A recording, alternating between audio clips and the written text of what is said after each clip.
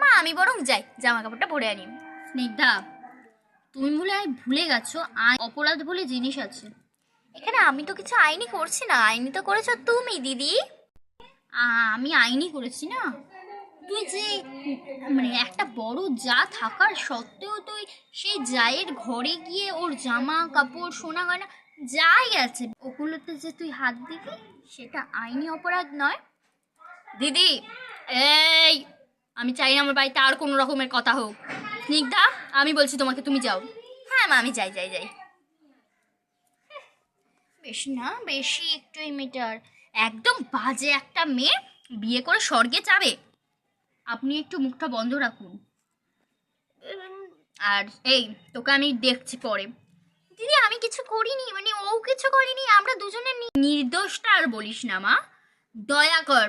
তোরা দুজনেই আজ বাড়ি থেকে বেরোবি। এই যে ছোট, যা তো ওর জামা কাপড়গুলো গুছিয়ে আন। কি হলো, আমার হাতটা ধরে নিয়ে কেন? এই বাড়ি ছেড়ে আমি যাব না। কেন যাবে না?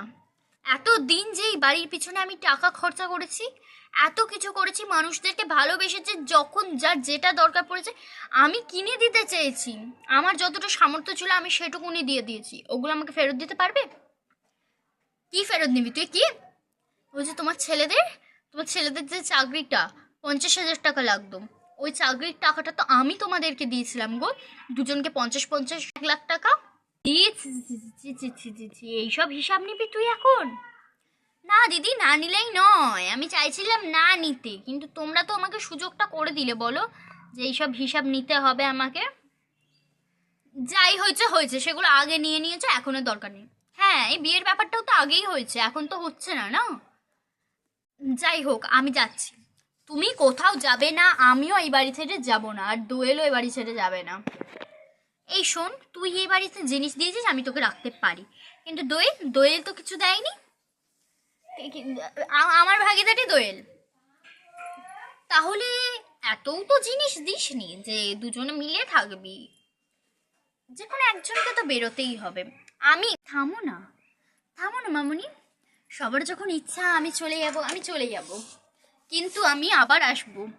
আমার দিদিভাইয়ের সাথে আমি দেখা করতে একবার হলেও আমি আসব, আর তখন আমি প্রমাণ করে দেব যে আসল দোষী আমি নই।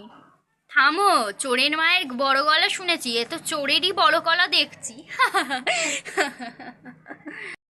ছি ছি ছি ছি ছি ছি ছি ছি ছি। আমার মেয়েকে অপমান করবে, মারবো না ঠাঁটিয়ে এক চর। আমি আমি এসব আর সহ্য করতে পারছি না।